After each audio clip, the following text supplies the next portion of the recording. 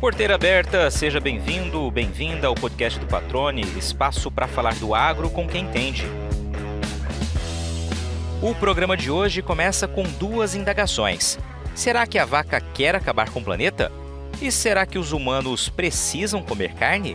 As perguntas são títulos de 2 livros infantis lançados recentemente e que, de maneira simples e didática, buscam desmistificar assuntos polêmicos que envolvem a agropecuária. Além de valorizar a importância do setor produtivo, a autora, uma zootecnista que desenvolveu a arte da narrativa direcionada às crianças, também leva para as histórias informações que ajudam a demonstrar a relevância dos profissionais do agro. Continue aí que o bate-papo já vai começar.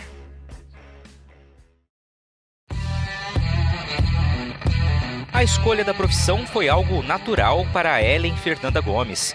Filha de produtor rural, ela conviveu desde pequena com a realidade do campo e encontrou na zootecnia o caminho para manter viva esta relação e ainda orgulhar o pai. Da mãe, professora, ela herdou o dom de lecionar, o que só descobriu quando trocou o interior de São Paulo pelo interior de Mato Grosso para tornar-se professora universitária. Anos depois, quando a maternidade e a educação dos filhos também entraram na vida da Ellen, ela viu que era possível transformar situações do dia a dia em boas histórias infantis. Foi o primeiro passo rumo ao projeto que pode ajudar a aumentar o conhecimento das crianças sobre o agro, evitando que afirmações, muitas vezes infundadas, sejam tomadas como verdades absolutas, prejudicando a imagem do setor. Ellen Fernanda Gomes, que prazer recebê-la aqui. Você tem um trabalho muito bacana, um projeto que a gente percebe pela repercussão que esse projeto, logo no seu início, já está causando, já está provocando no setor produtivo. A gente sabe que é um trabalho que veio para ficar. A gente vai falar sobre isso, mas primeiramente eu quero te agradecer por estar aqui e te cumprimentar. Tudo bem? Seja bem-vindo ao podcast do Patrone. Tudo bem, para mim é uma honra poder estar aqui falando com você e contando um pouco da minha história, um pouco do meu projeto. E eu espero de verdade, sim, que essa informação possa chegar para quem precisa. Legal. Ellen, vamos começar contando um pouquinho da tua história, né? Você é do interior de São Paulo, de que cidade especificamente? Como é que foi a tua infância, a tua ligação com o agro? Que eu sei que vem, né, uma ligação já pela família, né? Filha de produtor rural, né? Pois é, então, eu sou paulista mesmo, do interior, não nego pelos R's, né, que a gente puxa quando fala. E eu sou nascida na cidade de Itararé, que é uma cidade no sul do estado de São Paulo, quase divisa com o Paraná. Mas a minha família, na verdade, ela é de Itaberá, que é um pouquinho mais para dentro ali no sul do estado de São Paulo, uma cidade pequena, com 18 mil habitantes. Então, quase todo mundo lá tem um pezinho no rural, né? Todo mundo tem um sítio, todo mundo tem uma chácara. E a minha infância eu fui muito abençoada nesse sentido, porque cidade pequena, há 40 anos atrás, era uma calmaria, né? Então a gente podia correr na rua, brincar, subir em árvore, né? Tipo, escalar as árvores da casa dos vizinhos para roubar goiaba, bem aquela coisa de interior mesmo. E eu cresci indo para o sítio com meu pai. Meu pai, na ocasião, trabalhava com meu avô, eles tinham uma leiteria. E eu gostava muito de ir, de ficar com as vacas e ajudar a tratar dos cavalos e essas coisas. E acabei pegando gosto pelo negócio, né? Então, quando a gente é pequeno, a gente quer ser igual aos nossos pais, né? Então, eu acho que a escolha da minha profissão teve muito a ver com isso, com esse momento da minha vida, assim. Você descreveu um pouquinho da tua infância, né? Eu não sou filho de produtor, cresci já numa cidade, né? Eu nasci em Campo Grande, então cresci na capital, mas vivenciei bastante disso também, né? De subir em árvore, de pegar goiaba, ou seja, aquela infância que a gente costuma hoje dizer que era uma infância saudável, né? Muito distante da realidade, aparentemente, de hoje em dia, né? Sim, é verdade. Eu vejo pelos meus filhos, mesmo que a gente ainda tenha toda essa ligação com o agro, a gente não vai mais para a fazenda da mesma forma que a gente ia antes, né? E a gente fica ali todo preocupado, ai, cuidado com isso, cuidado com aquilo, né? Então, mesmo que a gente incentive, não é igual foi na nossa infância. É verdade. Você disse, né, que seu pai tinha uma pequena leiteria, né? Como que era esse trabalho ali? Você disse que visitava ali o sítio, a fazenda, a propriedade rural, também tirava leite, como que era? Então, ocasião, da minha infância, eles ainda... Era pequeno, né? Uma leiteria pequena, tirava o leite manual, ainda não tinha tanta exigência para venda e comercialização do leite. Então, eles entregavam o leite na cidade, era um laticínio também pequeno, que fazia queijos ali para vender na região. Mas era muito legal, assim, eu vejo que toda a família dependia dessa renda que vinha da propriedade rural, né? Então todo mundo se dedicava àquilo de alguma forma, né? À exceção da minha mãe, que a minha mãe sempre foi professora, então ela sempre dava aula, então ela tinha uma rotina já um pouco mais agitada e, e talvez até por isso eu tenha me interessado depois pelo ensino também, né? Que eu também tive esse exemplo dentro de casa. É legal que isso, a sua história vai sendo construída, né, com esses dois exemplos e lá na frente essas duas profissões elas acabam se unindo, né, como você vai descrever mais adiante. E aí você disse que a escolha da sua profissão certamente teve a ver com essa relação muito próxima, né, com a realidade do campo, com a realidade que seus pais ali da tua infância. Você é formado em zootecnia, né? Como é que foi a tua escolha pela faculdade, né? O teu tempo de estudo? O que que você pensava naquela época? De que maneira você exerceria a profissão? Tá, então você imagina isso, lá quando eu tive que escolher a minha profissão, então eu cresci numa cidade pequena, meu pai era daqueles assim, bem linha dura, né? E, e até um pouco machista, talvez, para a época, né? Então, quando eu fui prestar vestibular e decidi onde é que eu ia estudar, ali perto da gente tem poucas grandes cidades, né? Então, as grandes universidades, as mais próximas ali da gente, era a Unesp de Botucatu, Bauru, talvez, e talvez a Exalc em Piracicaba, alguma coisa nesse sentido. Mas o meu pai, quando ele foi tomar a decisão, ele chegou para mim e falou assim: olha, você só vai poder prestar vestibular em Botucatu, que é o mais perto aqui de casa. Então, ele tinha um medo muito grande da gente sair debaixo da asa, né? E até pra gente, porque a gente queria conhecer, desbravar o mundo, aquela coisa, né? E aí eu fui pegar a lista dos cursos que a gente tinha disponível lá na ocasião, e eu tinha uma vontade muito grande, uma facilidade muito grande com essa coisa das ciências biológicas, das ciências da vida, né? Eu gostava muito dessa parte de animais e plantas e coisa, mas eu não sabia exatamente o que eu queria. Aí quando eu puxei lá na lista e tinha a zootecnia, e eu fui descobrir o que era a zootecnia, né? Porque lá, quando eu tive que decidir, zootecnia é um curso novo, era um curso que tinha recém sido descoberto, né? Tanto que a gente sofria também um pouco de preconceito dos médicos veterinários, dos agrônomos, como ainda existe um pouco dessa rixa hoje em dia, né? Então, quando eu descobri o que era zootecnia, eu falei, bom, é isso, né? Tipo, quando eu comecei a ler lá, o zootecnista trabalha com produção animal, trabalha com nutrição, com melhoramento genético, para que a produção seja melhorada e gere mais benefícios e recursos. Eu fiquei encantada com aquilo, porque eu vi que era exatamente aquilo que eu queria fazer. Então, aliado ao fato de eu querer me mostrar importante para o meu pai, né, de seguir aquela linha daquilo que ele fazia e tudo mais, coincidiu com as coisas que eu gostava, né? Então foi a minha única oportunidade. Aí eu prestei o vestibular, glória a Deus, deu tudo certo. E eu ingressei no curso e que foi para mim muito bacana.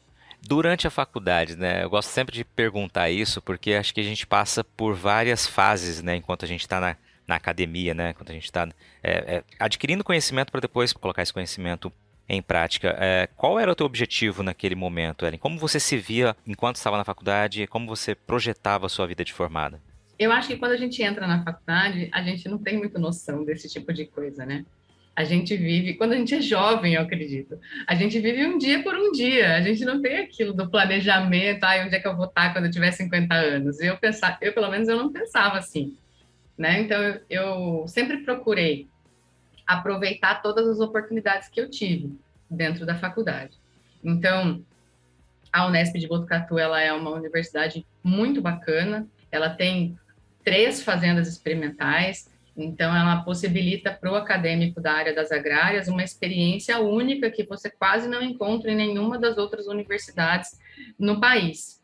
né? Então, eu sempre fiz estágio desde o primeiro dia que eu estava lá dentro, eu sempre tive uma proximidade muito grande com os meus professores, eu sempre participei de projetos de pesquisa, de iniciação científica, tive bolsa de quase tudo que podia ter tido ali dentro, né? E eu fiz estágio em todas as áreas possíveis e imagináveis. Então, eu trabalhei com búfalo, eu trabalhei com bicho da seda, eu trabalhei com coelho, com ovino, com caprino, com gado de leite, com gado de corte, com tudo. Porque eu não sabia o que eu queria, né? E eu achava que quanto mais coisas eu soubesse, melhor profissional eu seria, né? Mas depois que eu passei por todas essas áreas, até com produção de rã eu trabalhei. Depois que eu passei por todas essas áreas, eu fui percebendo que o que me chamava a atenção, o que eu gostava de trabalhar, era pequenos ruminantes. Então, quase sempre, eu acho que a partir do segundo ano da faculdade, eu já fui direcionando as minhas coisas para ovino e caprino. Ovino e caprino, ovino e caprino. Minha iniciação científica foi com caprino. O meu mestrado depois foi com caprino. O meu doutorado depois foi com caprino. Então, eu acabei me especializando nessa área. E tanto que o concurso público que eu passei, que hoje eu sou docente da Universidade Federal de Rondonópolis, é para a produção de caprinos, né? Legal. E aí viria um outro ponto que eu te perguntaria, você já deixou, já passou a deixa aí, né? A sua vinda para Mato Grosso, né? Você já disse, você fez a faculdade, aproveitou muito a faculdade. Você falou que não pensava no planejamento, mas você vivenciou de fato, né, todas as oportunidades de aprendizado que a Unesp te proporcionou, né? E aí você já citou que avançou para o mestrado, avançou para um doutorado na área que você escolheu, né, com a qual você teve mais afinidade. Essa sua vinda para Mato Grosso se dá por meio do concurso ou foi qual outro motivo? Na verdade, foi bem assim, patrone. Quando eu me formei, eu tinha aquela ganância de que, ó, não é ganância, na verdade, mas a gente tem aquela sensação, puxa, eu vou terminar a faculdade e não vou ter o que fazer? Lá no quinto ano eu pensei isso, né? Então, dentro dos estágios curriculares que eu tinha que fazer para eu concluir o curso, eu tive contato com uma empresa de nutrição que trabalhava aí no estado de São Paulo, que se chamava Minertal, que era uma empresa bacana, que oferecia boas oportunidades para recém-formados, e eu comecei a trabalhar na Minertal, logo após o término da universidade. E eu trabalhei 1 ano na Minertal como representante técnica. Então, eu ia nas propriedades, visitava, oferecia atendimento técnico, porque a empresa vendia produtos, né? Vendia sal mineral, vendia medicamentos, e tinha um profissional ali que ajudava dentro das propriedades, né? Então, eu fazia tudo isso. Só que eu descobri que essa vida de representante técnico, ela é uma vida sofrida, né? Você andar de carro todos os dias, você dorme em hotéis, você dorme mal, você come mal, porque você comer na estrada não é a mesma coisa que você preparar a sua alimentação. Você tem pouco tempo para fazer atividade física, né? E isso começou a pesar para mim de alguma forma. E eu comecei a perceber que eu não ia conseguir continuar naquela rotina que eu estava. Aí foi quando eu procurei o meu professor, que é o professor Heraldo, que ele era o professor da cadeira de caprinocultura na Unesp. Eu falei para ele, professor, eu não estou satisfeita aqui no meu trabalho e eu preciso buscar uma alternativa, estou pensando em fazer mestrado.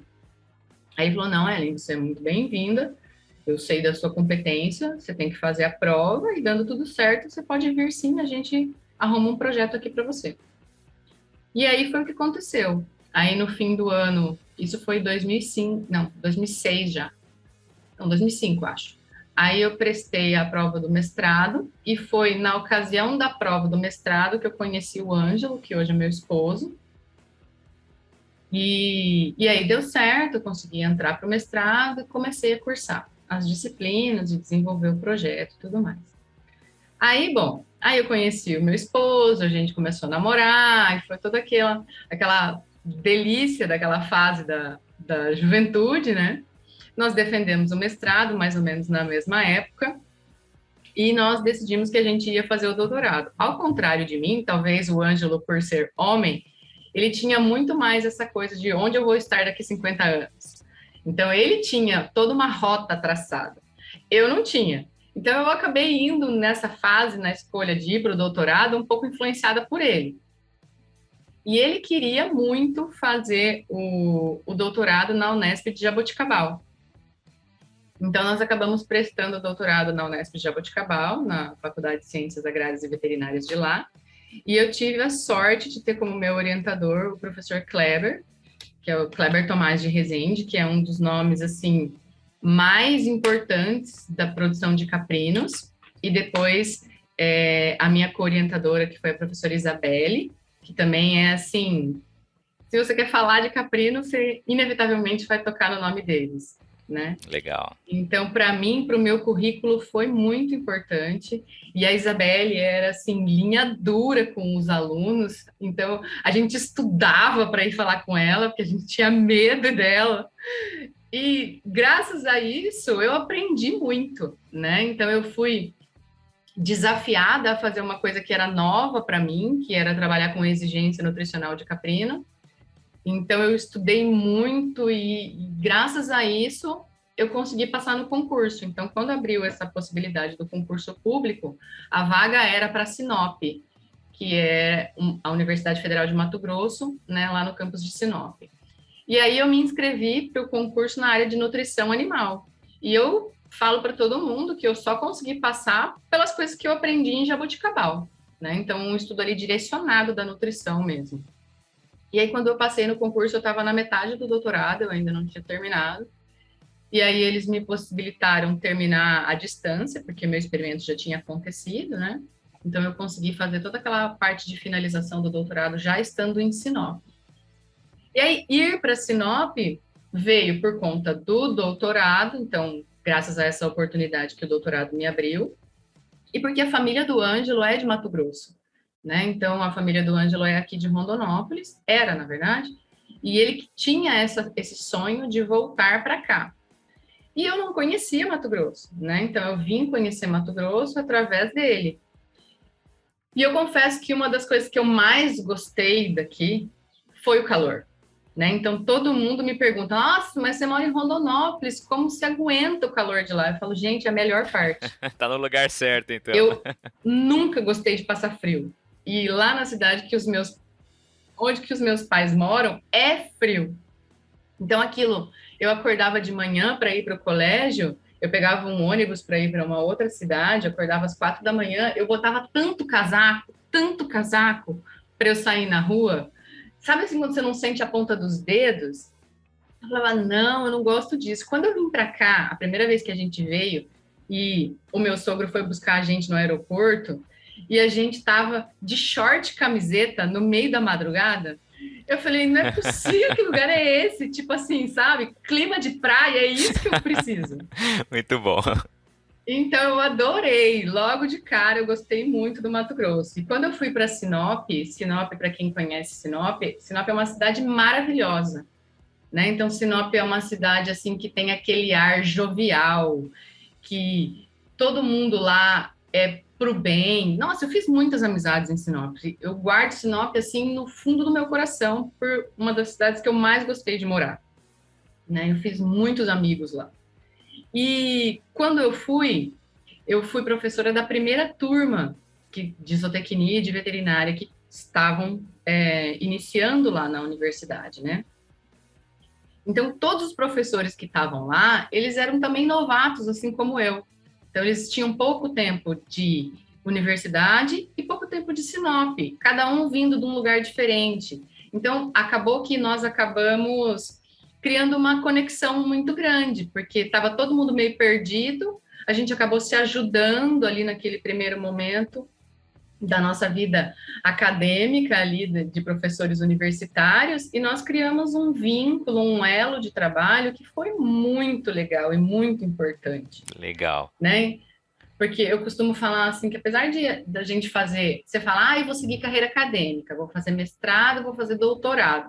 Mas o mestrado e o doutorado, eles não te preparam para dar aulas, né? Então, o primeiro dia que eu fui dar aula, assim, que eu cheguei na frente de uma sala de aula que tinha 60 calouros de veterinária, a gente fica, assim, chocado, porque você fica assim, eu fiquei acho que até com a perna bamba, porque o tipo de aluno que nós fomos e o tipo de alunos que nós temos são completamente diferentes. Então, hoje em dia, os alunos estão com o celular na mão. E aí, tudo que você fala, ele checa no celular para ver se você está falando certo, se você está falando bobeira, se você comeu alguma coisa errada, e eles querem te pegar no seu pé de todas as formas. E eu ali como novata, Cada aula é uma prova para os professores, na verdade, né? justo, e eu ali como novata, na frente daquele tanto de gente, que eu não sabia direito o que falar, eu nunca tinha preparado uma aula, né? Puxa, eu sofri pra caramba na adaptação, né? Tipo, ali foi ali um semestre, talvez dois, que eu tinha que estudar para ir para dentro da sala de aula, que eu tinha medo de ir para a sala de aula, que eu ficava insegura na frente na hora que eu estava falando com os alunos, né? Mas à medida que o tempo vai passando, você vai ganhando os macetes da coisa, né? Antes de continuar a entrevista, deixa eu te contar uma novidade que vai mudar o jeito como você compra e vende máquinas, equipamentos e caminhões para sua propriedade. Assim como você, a Rutec sabe o quanto pode ser demorada e complicada a comercialização destes ativos e por isso decidiu inovar para agilizar e facilitar esse processo. Criada por profissionais com mais de 15 anos de experiência no mercado, a startup lançou uma plataforma digital moderna para conectar compradores e vendedores de um jeito prático, rápido e seguro e na palma da mão. Além de negociar o maquinário, lá você também pode solicitar análises de crédito e até financiamentos, tudo sem burocracia e com taxas diferenciadas. Para ter acesso a estas vantagens, é só fazer o cadastro no site www.rutec.com.br e aproveitar todas as facilidades que o Marketplace oferece para você. Rutec, o seu portal de compra e venda de máquinas. E aí você disse lá no começo da entrevista, né, que você acabou unindo, e aqui a gente está vendo, está entendendo isso, né, a profissão ou a herança de uma profissão do seu pai ali, né, do campo, para buscar a zootecnia, né? Ou seja, o interesse que você despertou, e a da sua mãe, que é docente, né? Ou seja, você passou também a ser de fato a junção dos dois aí, né? Você não se via inicialmente como professora, a vida acabou te levando para isso, você já narrou aqui a tua experiência inicial e os macetes que você vai acostumando. Você citou antes disso também, que no doutorado a sua orientadora era aquela professora linha dura. Você transferiu, você adquiriu também essa característica? Você é linha dura com seus alunos? Como que é o teu comportamento ali, o teu domínio da sala de aula? Eu não vejo assim, sabe, Patrone? Eu acho que assim, ó... Mas e os alunos? Eu vou explicar para você. Eu trabalho com caprino. E quando eu estudava, os meus colegas veteranos falavam assim que a gente tinha que escolher muito bem a cultura com a qual a gente ia trabalhar, porque no final da vida você fica muito parecido com os animais que você trabalha. Então, meu professor de ovino, por exemplo, eu vou citar o exemplo dele, é o professor Edson Ramos de Siqueira, que ainda é professor lá na Unesp em Botucatu, acho que agora ele já aposentou. Ele era muito calmo, muito calmo. Eu nunca vi ele perder o controle da situação. E o cabelo dele era bem branquinho. Então, quando a gente olhava para ele, a gente realmente imaginava uma ovelha. Uma ovelha, assim, muito calma. Porque as ovelhas são assim. Quem tem o costume de trabalhar com os ovinos sabe disso. E eu vejo que eu hoje trabalho com caprino. E o caprino é um animal agitado, né? Que resiste à prisão, que sobe em árvore, que tem todo esse comportamento. E eu vejo que eu sou muito parecida mesmo. Eu não consigo ficar quieta, né? Então, eu sou aquela professora que inventa 1000 atividades diferentes, coisas assim que os alunos não estão acostumados a fazer. Eu tiro da cartola ideias para colocar com eles na sala de aula. Então, eu vejo que eu sou muito dinâmica, eu desafio muitos alunos, mas eles acham que eu sou brava. Eles acham que eu já ouvi eles falarem que todo mundo tem medo de mim, tem medo da minha aula, mas não é verdade, porque no fundo eu sou muito divertida dentro da sala de aula. Então, esse período de tempo que nós passamos aí na pandemia, que nós tivemos que ministrar as aulas online, para mim foi um desafio, porque eu gosto mesmo é de ver o aluno, de contar piada, de ver ele dando risada, de fazer ele pensar sobre aquele assunto que a gente está ali brincando e levar aquilo para o sistema de produção. Então, eu falo que eu sou um pouco palhaça na sala de aula, né? Então, eu conto piada, eu dramatizo, eu invento personagem e e faço tudo isso. Então, eu não vejo que eu sou tão brava. Tá bom, vamos entender assim, apesar de você já dizer que os alunos, né, têm uma percepção um pouco diferente, mas vamos adiante. Ô Ellen, a sua mudança de Sinop para Rondonópolis, né, em que circunstância aconteceu? Bom, eu estava muito feliz em Sinop, como eu já falei para vocês, mas o meu marido, ele é médico veterinário. Então, meu marido é o professor Ângelo Polizel, ele é médico veterinário e a família dele é daqui de Rondonópolis. E tem fazenda e tudo mais. Então, ele sempre teve esse desejo de poder voltar para Rondonópolis para poder ajudar o pai na fazenda e fazer mais a atuação de médico veterinário, porque a gente, como docente, você acaba dando aula e você não vai para o campo, não faz as coisas que. Não põe a mão no bicho de verdade, né? E ele gostava muito de fazer isso e ele queria poder fazer isso aqui ajudando o pai dele. Então, quando surgiu a oportunidade da gente pedir transferência de Sinop para cá, tinham 2 vagas que correspondiam às nossas áreas, né? Que dava para a gente vir. Ele não hesitou. Ele falou: não, vamos.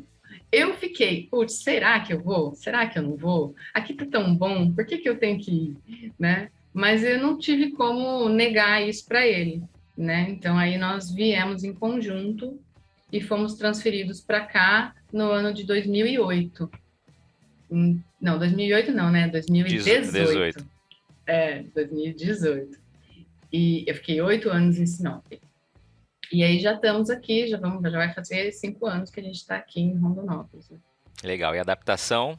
Eu confesso que foi um pouco difícil, sabe? Porque Sinop tem uma qualidade de vida melhor do que aqui em Rondonópolis, né? Então, as ruas são mais planejadas, a gente perde menos tempo no trânsito. Aqui em Rondonópolis é uma cidade maior, então eu tive que me adaptar a essa condição.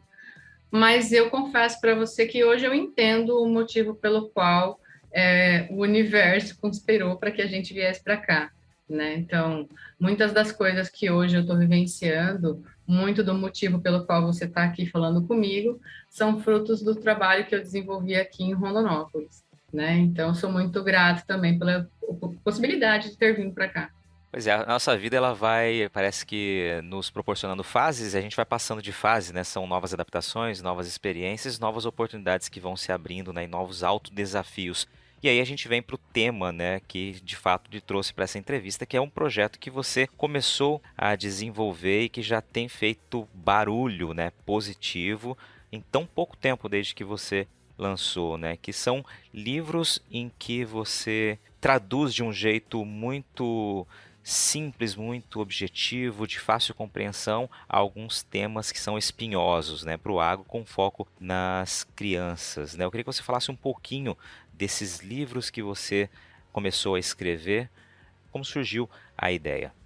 A coisa de escrever histórias infantis chegou até mim por conta da maternidade, né? Então eu comecei a escrever histórias que aconteciam comigo e com os meus filhos dentro de casa, né? Então eu comecei escrevendo o meu primeiro livro chama Jacaré Zeca e Sua Cueca, que é uma história de um jacaré que ele ganha um irmãozinho e que ele percebe que ele não é mais tão pequeno e ele não precisa usar fralda, ele pode usar uma cueca.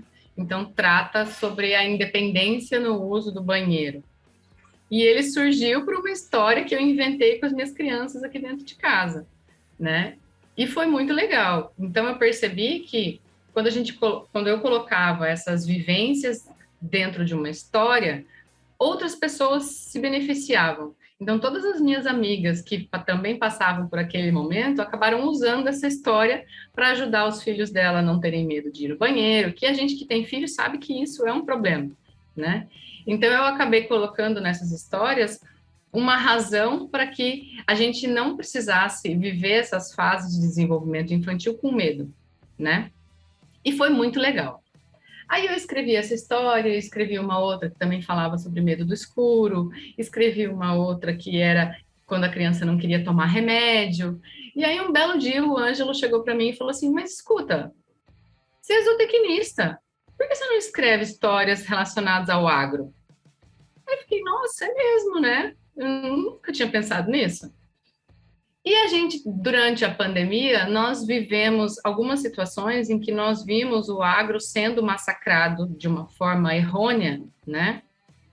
Culpabilizando a produção animal pelo efeito estufa, destruição da camada de ozônio, uma propagação de histórias sem o devido valor científico, né? Então, as redes sociais ajudando muito nesse sentido. Então, possibilita que qualquer pessoa se diga entendido do assunto, né? E propaga informações que nem sempre são verdade e que chegam de alguma forma para as crianças, para as pessoas que não têm direta ligação com o campo, né? Então a criança que ouviu lá, não, é melhor eu parar de comer carne porque a vaca está querendo destruir a camada de ozônio, a produção animal está acabando com a camada de ozônio. Então a criança que recebe essa informação, ela realmente acha que ela precisa parar de comer carne, né?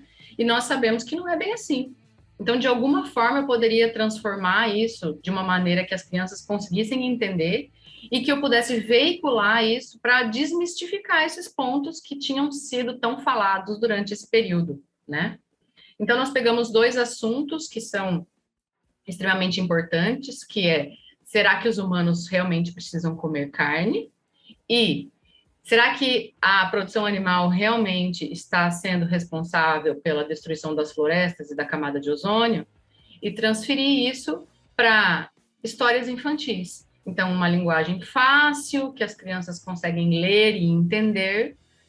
E a ideia é que essas informações pudessem realmente chegar para todas as pessoas da população, né? Então, a gente buscou patrocínio para que esses livros pudessem ser impressos e distribuídos nas escolas, ou em eventos, em feiras, de forma que essa informação pudesse chegar e desmistificar tudo aquilo de errado que a gente ouviu na internet. Muito bom. E aí você criou, claro, né, uma personagem que é a Aninha. Quem é a Aninha? Bom, a Aninha, ela é uma personagem que deve ter ligação com todas as crianças nessa faixa etária, né? Então, ela é uma menina atenta às coisas que acontecem na internet, que assiste TV e que está ali vendo as coisas sendo faladas, só que ela questiona tudo aquilo que ela ouve. Então, ela chega para os pais e ela pergunta: olha, eu ouvi na televisão uma situação dizendo que a produção animal está sendo ruim para o planeta. E aí eu decidi que eu não quero comer carne. E aí o pai dela e a mãe dela vão explicá-la que não, que essa informação não é assim, mas vamos estudar sobre.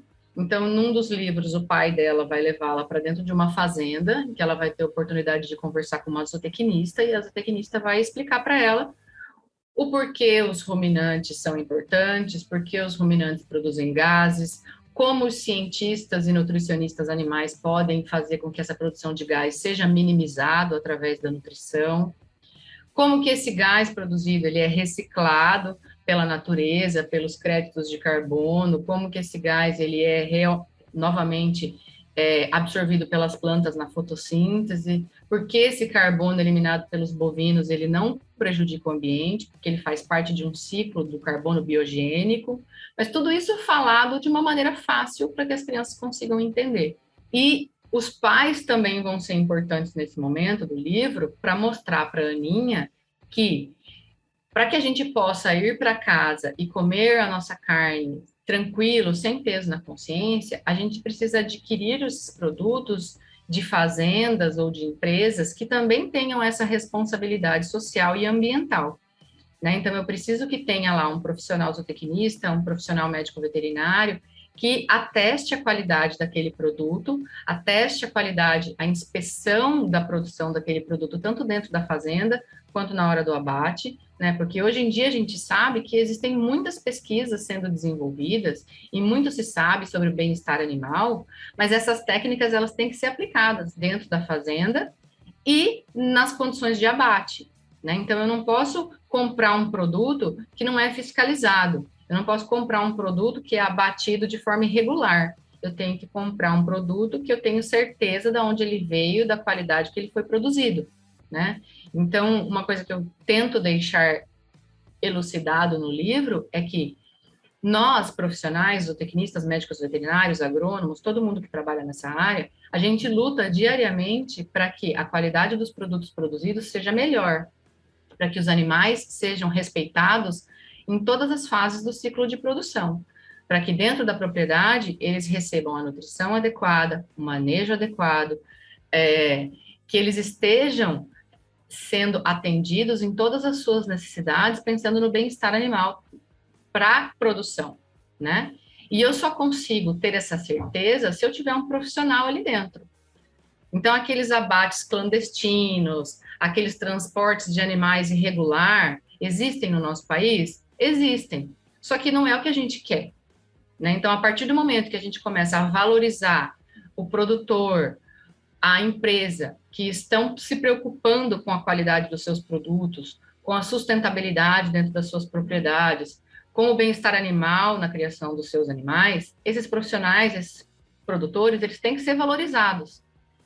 E os que não fazem isso, os que não aplicam essas técnicas dentro da sua propriedade, eles têm que deixar de existir, né? Então, para isso, a gente tem leis de proteção ambiental, leis de proteção ao bem-estar animal, e essas leis têm que ser exigidas, têm que ser cobradas, têm que ser fiscalizadas, né? E uma das maneiras disso acontecer é pela cobrança também do consumidor, né? Então, é importante que o consumidor entenda essas necessidades e exija, né? Então, eu quero um bife no meu prato, mas eu quero ter certeza que esse bife veio de uma fazenda que respeita os animais, que segue todas as boas práticas de manejo, que esse animal é abatido dentro das primícias e de tudo mais moderno que a gente sabe sobre bem-estar animal, para que eu possa consumir o meu produto sem peso na consciência. É interessante quando você explica, né, apresenta dessa forma os livros, porque eu li os 2 livros, né? Aliás, parabéns pelo trabalho, pelo jeito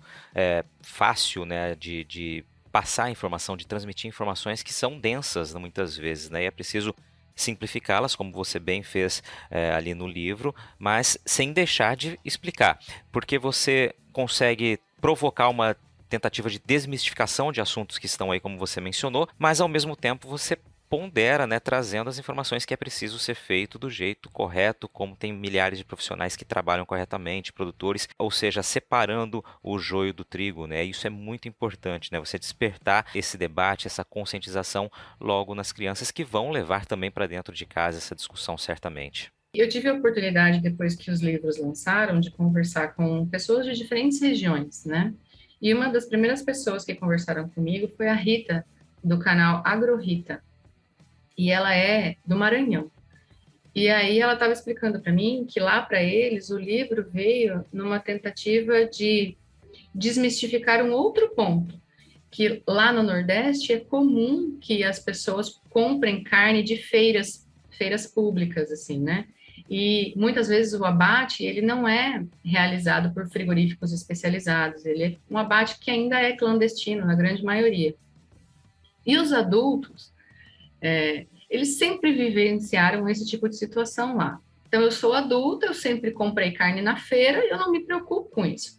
Mas a partir do momento que a criança recebe a informação na escola de que eu preciso ter um produto que tenha sido fiscalizado, eu chego lá para os meus pais e falo assim, olha mãe, por que você compra carne na feira? Porque eu vi na escola que o produto precisa ser fiscalizado para o abate, para que tenha uma qualidade adequada da carne, para que os animais tenham sido respeitados. Então, eu acho que a gente devia passar a comprar no mercado, porque lá a carne que está sendo comercializada passou por um processo de inspeção. Então, às vezes, o adulto não estava se preocupando com aquela situação, mas a partir do momento que ela vê pelo olhar da criança, ela acaba mudando alguma coisa ali dentro de casa, e isso é um ponto positivo, né? Então, é uma tentativa de você acabar mudando hábitos, né? Que vêm para a gente a partir dos nossos filhos, tá? Isso é inevitável, os filhos fazem a gente mudar. Olha para mim, né? Quanta coisa eu mudei na minha vida, quanto do meu olhar mudou depois que eu tive os meus próprios filhos. Excelente, excelente colocação.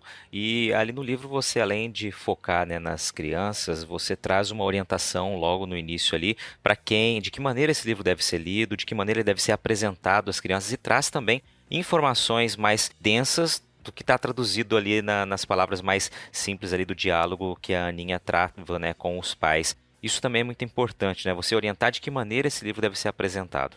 Então, porque eu pensei o seguinte, nem todo mundo que vai ter acesso ao livro entende daquilo que o livro aborda, né? Então, se eu colocar simplesmente a história vivenciada pela Aninha, ela é contada de uma forma simples, mas por trás daqueles diálogos, por trás das imagens do livro, tem mensagens que também precisam ser interpretadas e repassadas à criança. Então, eu quis que no começo do livro houvesse um texto um pouco melhor explicado, para que o adulto pudesse fazer aquela leitura, entender do que se trata, e depois, na hora de ler o livro para a criança, que ele pudesse chamar atenção para esses pontos importantes que estão ali nas mensagens subliminares, digamos assim, né?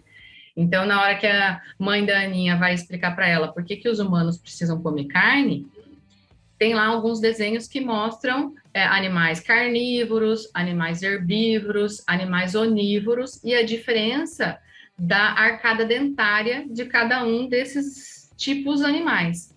E se eu fosse explicar cada um desses na história, a história ia ficar um livro científico, né? Então, eu coloco isso lá na introdução para que a mãe saiba sobre essas informações e na hora que ela for ler a história, ela consegue chamar a atenção da criança. Olha, tá vendo aqui que o dente do carnívoro, ele tem tal formato? Tá vendo que o dente do onívoro é um pouco diferente? Tá vendo que o dente dos ruminantes é diferente, porque eles vão ter outra função, né? Então, ela chama atenção para esses pontos e isso faz a criança refletir. Nossa, então é verdade. Então eu preciso comer carne, mas eu também preciso comer outras coisas. Eu também tenho a possibilidade de comer outras coisas. Então faz ela refletir sobre aquele assunto sem que aquilo esteja diretamente escrito ali. Muito bem. Você lançou exatamente quando esses livros e eles já foram distribuídos de que forma? Tá, então esses livros eles foram escritos no ano passado e foi uma labuta até que eu conseguisse um patrocínio para tirar eles do papel, né? Então, nós da área pública, nós temos essa limitação, nem sempre a gente tem a verba para fazer aquilo que a gente gostaria. Então, eu consegui um patrocínio, um apoio de uma empresa que se chama iBeef, que ela é uma startup que trabalha com qualidade de carne e que surgiu aqui em Rondonópolis, né? Então, eles foram meus primeiros apoiadores, assim, que tiveram a visão de que esse material era um material interessante, que poderia ser útil e que faria a diferença para a cadeia produtiva de alguma forma. E então eles apoiaram para que eu conseguisse diagramar esse material e transformá-lo num livro, né? E aí no final do ano, por contato com a Crimate através do Marco Túlio Soares, que eu consegui um patrocínio maior para que eu pudesse então tirar esses livros do papel e que eles pudessem ser impressos em grande escala. E imprimiu a impressão de 5.000 exemplares desses livros, que nós utilizamos para divulgação, para outras regiões, para outros órgãos institucionais, para que mais pessoas pudessem ficar sabendo dessa iniciativa e que também talvez pudessem querer investir, né? E o objetivo era que esse material pudesse ser distribuído em larga escala nas escolas, né? Então, nós já executamos algumas ações levando esse material, então eu vou até a escola, faço um momento de conversa com as crianças para eu explicar, e depois, ao final, a gente distribui os livros para que elas possam levar para casa, mostrar para os pais, ler para os irmãos, né, e fazer esse trabalho de formiguinha aí da desmistificação. Eles foram impressos no final do ano passado, e nós começamos esse trabalho a partir agora do começo do mês de fevereiro, né, então foram aí visitadas, acho que já umas 4 escolas, e nós já temos vários planejados para o restante do semestre. Muito bom. E como você disse, né, evidentemente necessita, né, de apoio, de patrocínio. A gente teve, né, eu conheci você pessoalmente em um dia de campo em que esse projeto foi apresentado e teve uma receptividade, uma recepção muito grande dos produtores, né, muita gente também dizendo já que vai apoiar. E é assim, com esse apoio coletivo, que a gente vê que o projeto é bacana, que as pessoas gostam, que sabem da importância que tem e que você tem outras histórias para contar também, né, Ellen? Eu sei que você tem aí um roteiro já do que você pode fazer, porque temas não faltam, né? Temas polêmicos que envolvem o agro não faltam para a gente desmistificar, né? Isso. Então, nós tivemos a oportunidade de participar desse dia de campo, que foi da Fazenda Araponga, né? E que foi muito positivo. Eu confesso que eu jamais, nos meus melhores sonhos, eu imaginei que pudesse ser tão bem recebido dessa forma o meu trabalho. Eu fui para o dia de campo como uma pessoa comum e graças ao Roberto, eu tive uma oportunidade de falar para que os produtores pudessem me ouvir, e ao me ouvir, todos eles abraçaram a causa e foi muito bacana. E era um dia de campo da Confraria da Carcaça Nelore, né? E a grande maioria dos produtores contribuíram para que nós conseguíssemos imprimir novos exemplares, nova tiragem. Com isso, eu vou aproveitar para eu melhorar alguns aspectos do livro que a gente já tinha achado que estava precisando mudar algumas coisas. A gente vai dar uma melhorada ali na diagramação, corrigir alguns pontos que algumas pessoas me sugeriram. Então, o professor Sérgio Planzer, da Unicamp, trabalha muito com essa questão da carne, da produção de carne e tudo mais. Ele já tinha feito algumas sugestões para mim sobre esse livro. Então, agora eu vou sentar com ele, nós vamos corrigir alguns pontos e para que a próxima edição possa sair muito mais completa, muito mais bem elaborada. Você sabe que o agro não para, né? E um dos exemplos disso é que, em plena colheita da soja, o futuro da próxima safra do grão já começa a ser trabalhado. Planejamento que é fundamental para quem busca melhores resultados. Aliás, se você ainda não comprou as sementes de soja que vai usar na temporada 2022-2023, eu tenho uma ótima dica de como escolher o principal insumo da sua lavoura com comodidade, praticidade e segurança. O aplicativo da AgroSol Sementes. Com ele, você pode acessar o portfólio de variedades, conferir as principais características de cada uma delas, conhecer os serviços oferecidos e solicitar orçamento, tudo de forma rápida e intuitiva. Você monta um carrinho de compras dentro do aplicativo e logo um representante da equipe de vendas entra em contato com você para enviar uma proposta detalhada. Na AgroSol Sementes, a excelência dos produtos e serviços oferecidos é condição seguida à risca para garantir os resultados e a satisfação do agricultor. A empresa mato-grossense atua com multiplicação de sementes de soja há mais de 20 anos, uma história estabelecida sobre o tripé qualidade, credibilidade e inovação. Para ter acesso a essa tecnologia e começar a aproveitar os benefícios da semente na palma da sua mão, é só baixar gratuitamente o aplicativo da AgroSol pelo Google Play ou Apple Store. AgroSol Sementes, germinando o futuro.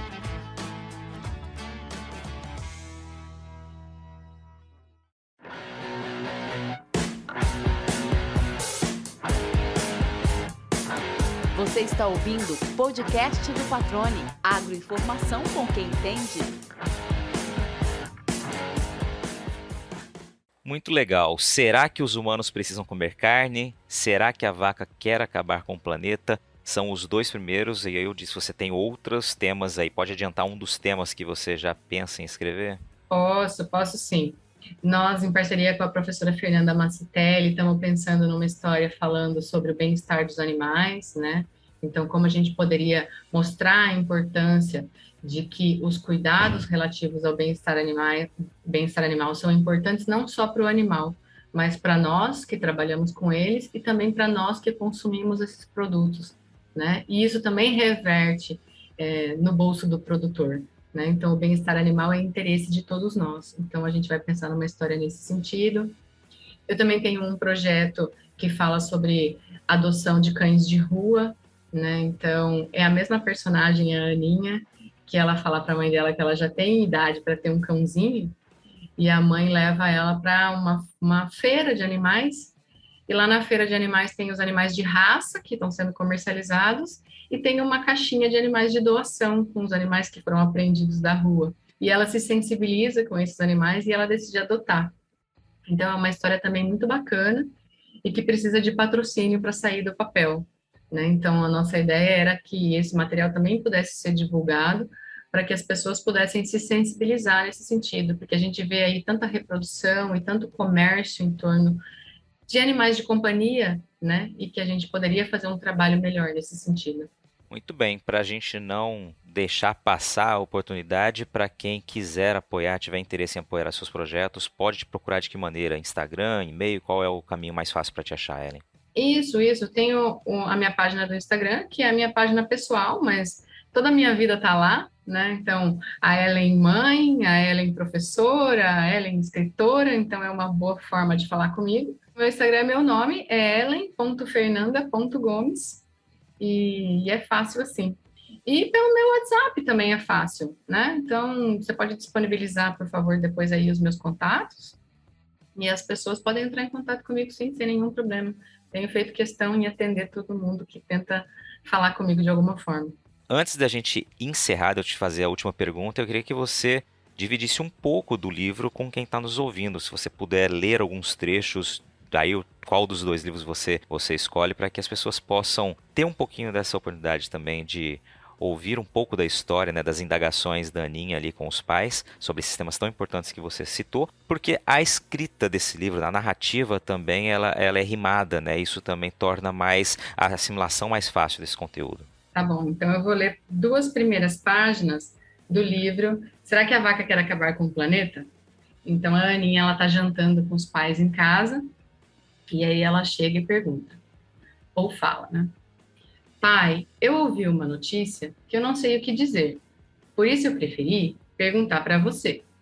Na TV fui informada que os bovinos são responsáveis pela destruição das florestas e do planeta por causa da sua criação. E por tudo que eu ouvi, eu tomei uma decisão. Carne, pode acreditar, eu não como mais não. Aí o pai dela fica super aflito, né? Calma, filha, presta atenção. Não sei onde ouviu isso, mas deve ter havido confusão. Não, pai, não tem engano. Esse problema todo é culpa do metano. Ah, se é assim, é melhor checar. Se a vaca for culpada, todos vamos te apoiar. Por sorte, eu já sei quem pode nos ajudar. Conheço uma pessoa que trabalha com nutrição. Cuidar dos animais é a sua função. Ela é zootecnista e sobre esse assunto, com certeza nos dará uma pista e poderá nos tirar de toda essa confusão. E aí eles vão para a fazenda para conversar com a zootecnista. E é isso. Será que a Aninha vai continuar comendo carne? É melhor vocês lerem o livro todo, hein?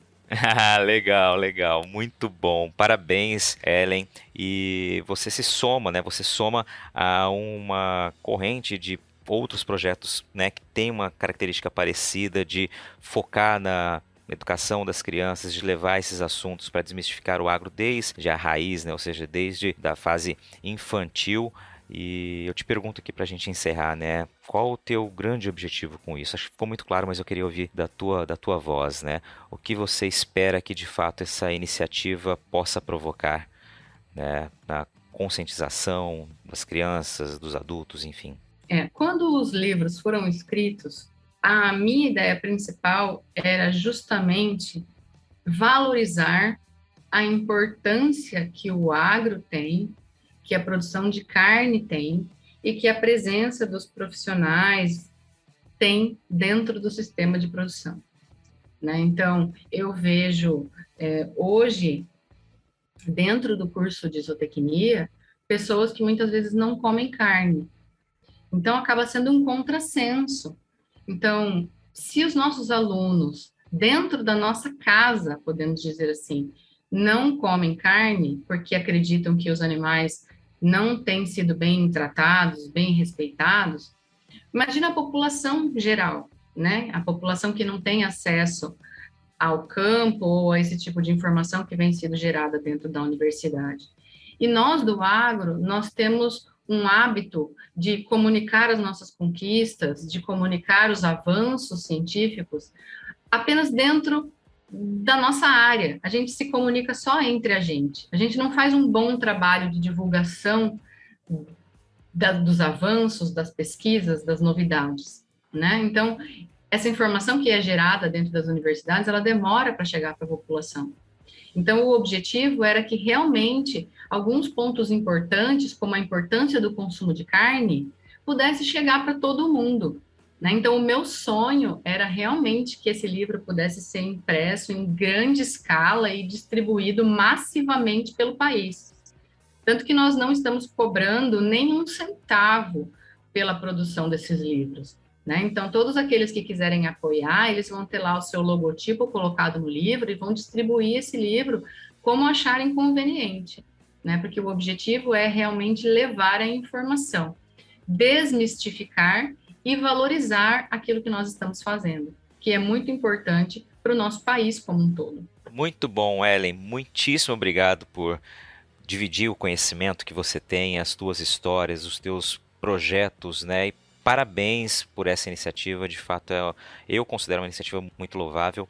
Sei que a recepção, como eu disse, foi muito positiva e certamente a Aninha vai ser conhecida aí por muitos estudantes aí em todo o estado, em todo o país. Parabéns mais uma vez e obrigado por estar aqui com a gente. Não, eu que agradeço, Luiz. Foi muito bacana conversar com você.